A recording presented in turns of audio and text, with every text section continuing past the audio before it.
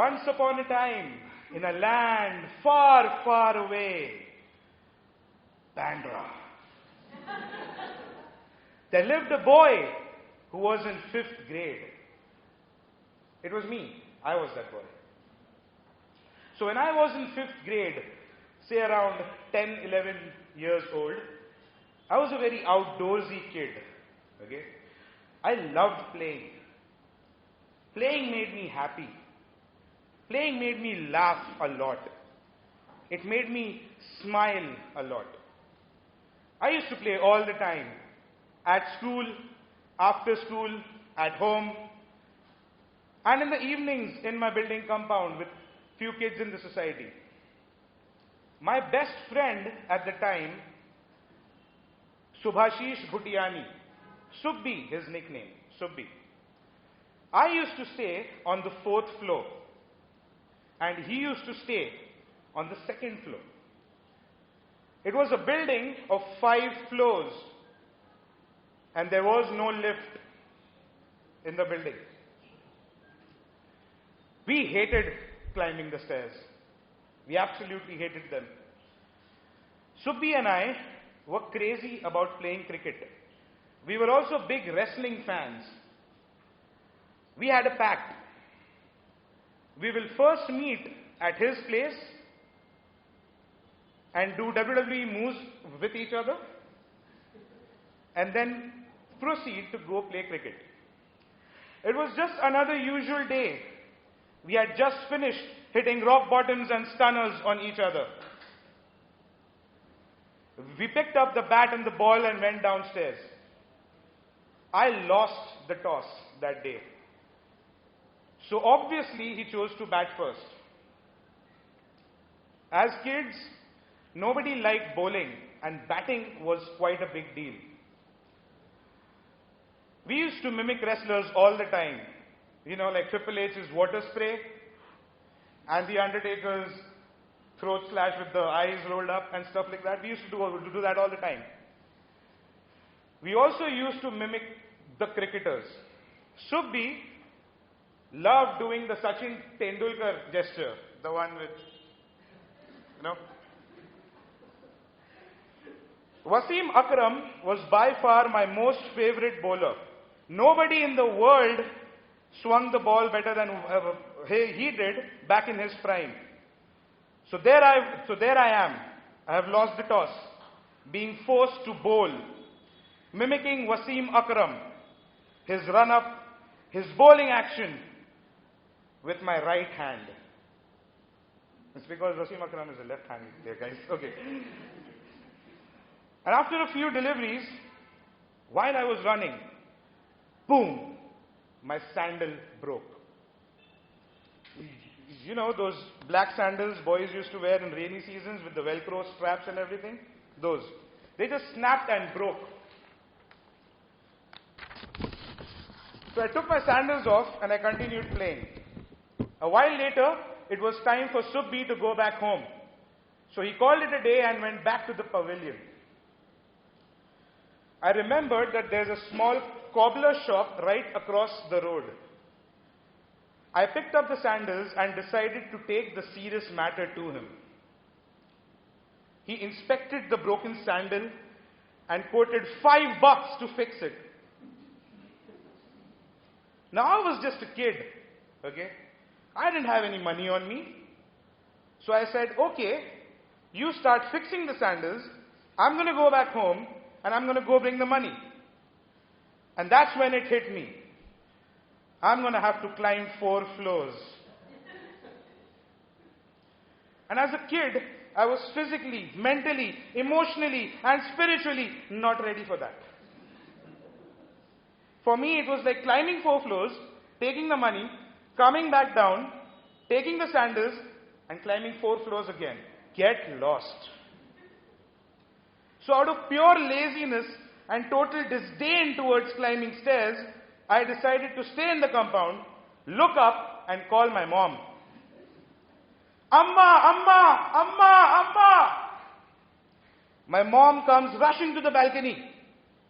Kya hai? Sandal toot gayi hai.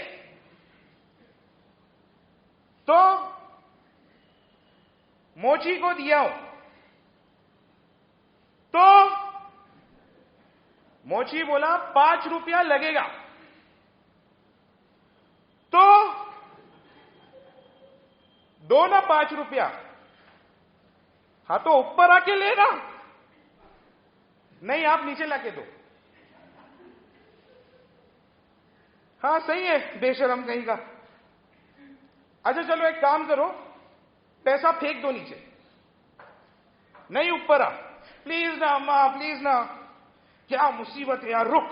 And then my mom goes in and comes back to the balcony. She shows me what she is holding. It was that 5 rupee coin. You know, that thick, small, tiny one, the heavy one back, back in the day. फेंक रही हूं। हाँ, मैं पकड़ लूंगा। And you see that 5 rupee coin was this small. Okay? This tiny. And my mom threw it from the 4th floor. It was barely visible. And I was down there, something like this.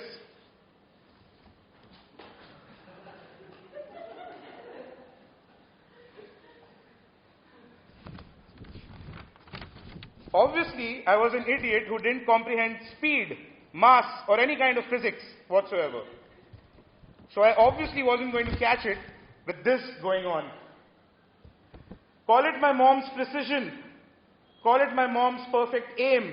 Call it my bad luck. Call it whatever you want. But that 5 rupee coin landed straight on my front tooth. I was shaken up. I didn't know what just happened. There was just a big impact. After a few seconds, I ran my tongue in my mouth and spat out broken tooth particles on my hand. I ran my tongue around my mouth again and realized that half of my front tooth is gone. I was absolutely scared. I noticed the 5 rupee coins nicely sitting on the ground nearby. I picked it up, started crying, and ran upstairs to my mom.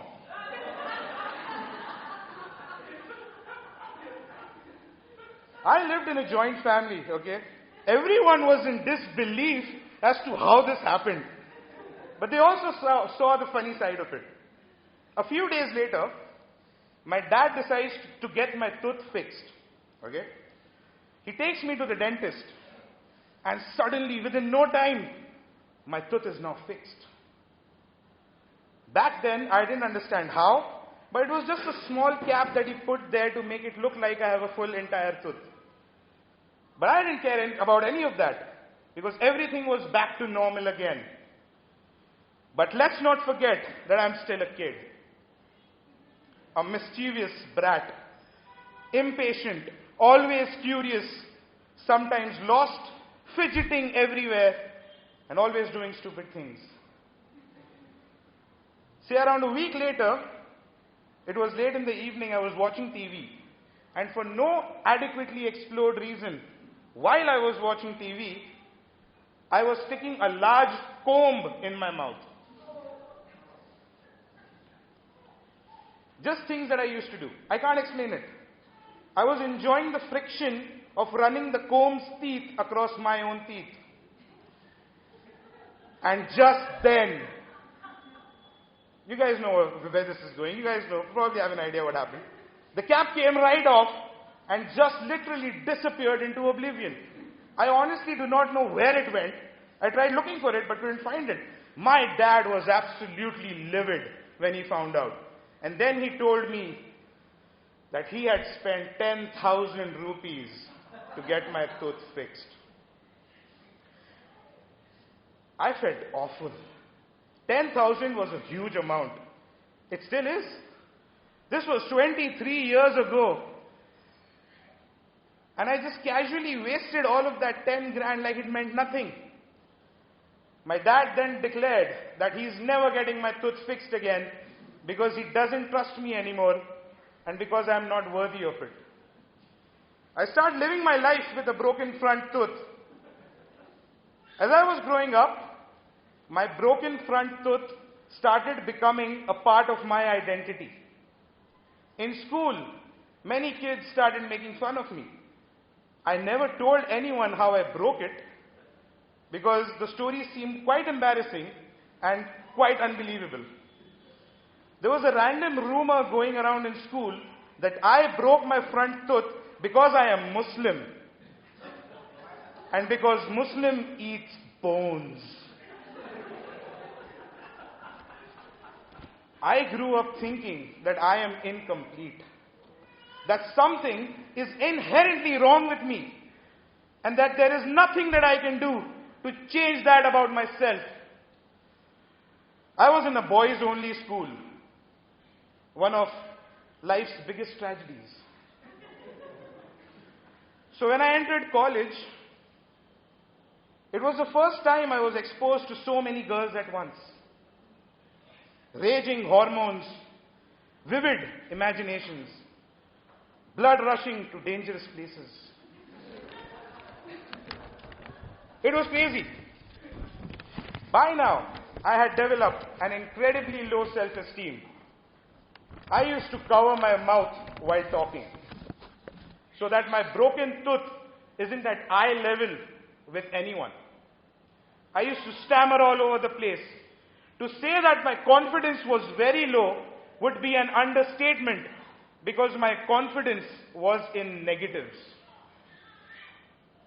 Whenever I laughed, I used to do this to hide my teeth.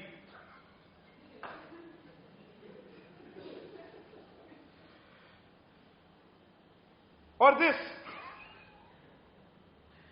Anything to just cover that thing up. I had completely altered my smile in photographs too. I stopped showing my teeth while smiling. I had officially lost my smile. My smiles were now just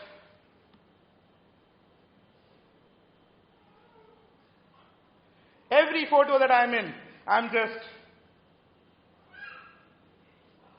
my insecurities always got the better of me. Every time I got rejected by a girl, I automatically thought it's because I look absolutely ugly with that broken tooth. I used to do some seriously outrageous things to hide my reality. Stuff like this.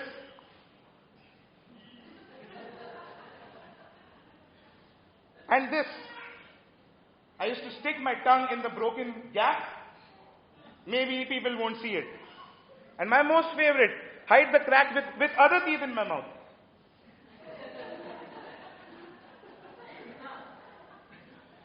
I did all of that crap, but I did not go to the dentist to get my tooth fixed, assuming and believing that it's a very expensive procedure. That was my life until I was 30 years of age. By now, I had pretty much accepted what my reality is. I learned and unlearned a lot of things, and eventually, it did stop bothering me as such, but not entirely. I was still camera conscious. In fact, most of the times, I used to avoid clicking photographs altogether. I had totally and completely lost my smile and had replaced it with whatever the hell this is supposed to be. I have been with a few women in my life, and they accepted me and looked beyond my broken tooth, and that had made me slowly regain some of my confidence. Seriously, it did help a lot knowing that I'm not all that bad. At age 30, however, I was blessed enough to be with the one true love of my life. She's 5 years younger to me, but more mature than I can ever be. This woman, too, did not give a crap about my broken tooth when we first met.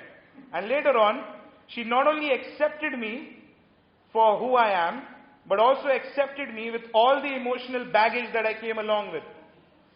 In December 2021, this woman and I were going to get married.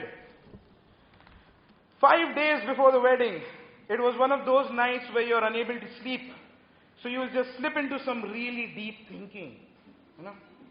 And that's when it finally hit me. Oh my God, I'm about to get married. And contrary to popular belief, I only intend to do this once, even though I'm Muslim. It is supposed to be the best day of my life, the happiest day of my life. And I must look as happy as I am, for real. I cannot be doing that fake smile of mine. There's going to be 4 photographers. Traditional photos, candid photos, traditional video, cinematic video. It will all be forever. And I will not be smiling properly in any of that. I decided enough is enough. Weddings are an expensive affair, okay? Married people in the house would agree. Yes, yes, please, yes. Weddings are an expensive affair. Every penny saved during a wedding is actually a profit. I somehow mustered the courage to at least talk to a dentist and know what the cost of fixing my tooth was. I figured, I'm a grown-up man now. I'm making my own money. But if 23 years ago it was 10,000 bucks, surely it must be in lakhs now. But I still needed to know the cost to see if I could somehow afford it. I called the dentist and explained everything to him. And he said, it's going to be a 30-minute procedure, 1,500 bucks.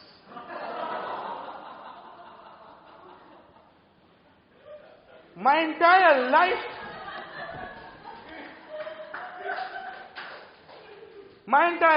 flashed before my eyes.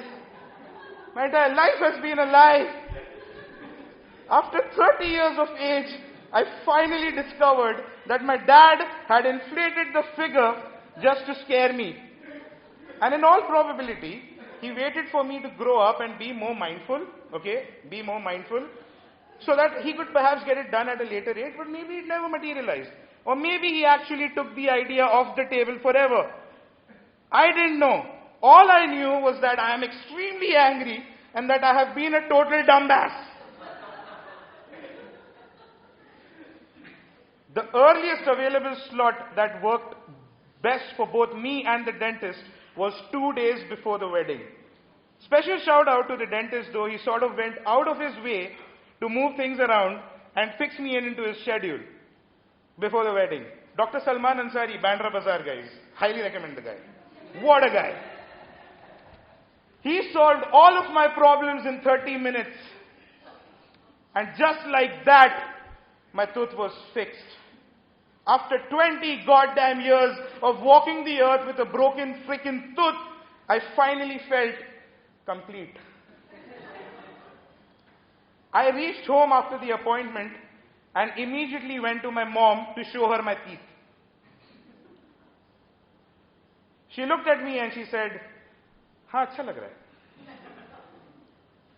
The woman who broke my tooth, guys, a silent round of applause for this woman. Just a gentle one, gentle, yes. I then went to my dad to show him my teeth. And he was reading the newspaper. I showed him my teeth and told him I got it fixed for 1,500 bucks. And he says, "Haan, reasonable hai."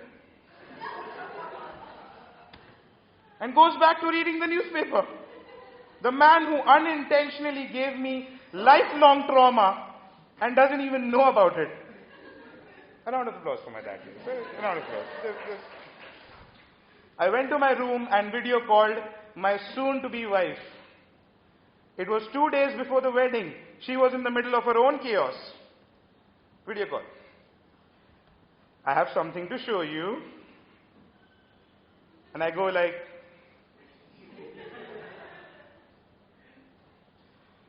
"Okay, that's creepy." She responds. And I just can't stop smiling. I'm just like,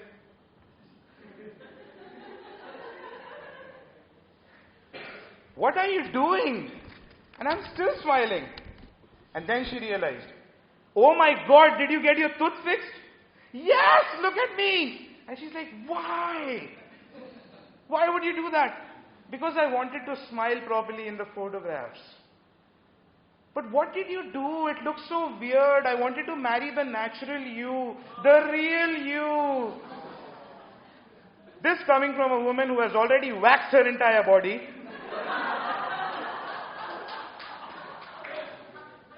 Clean up, facial, bleach and all that crap lined up. And a 25,000 rupee bridal makeup schedule for the wedding day. A big round of applause for my wife, guys.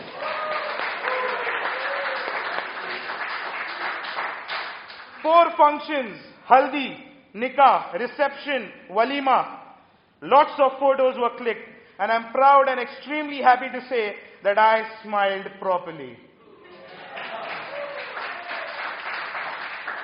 With my mouth open, showing my teeth, the freedom of smiling the way I've always wanted to, like this.